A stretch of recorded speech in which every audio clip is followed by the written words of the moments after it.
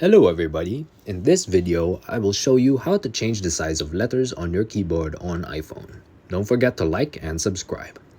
So one of the ways is to simply use your phone on landscape mode.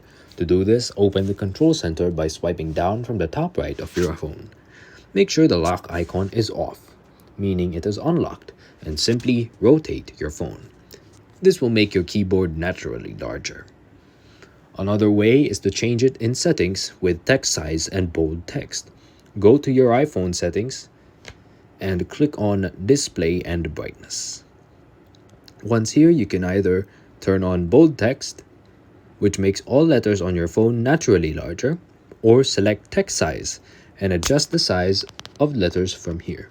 Or you can do both, as you can see here. Thirdly, you can use third-party apps. There are lots of these in the App Store, so find the right keyboard and adjust the size for you from there.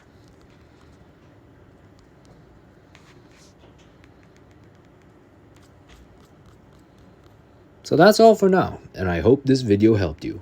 See you in the next one.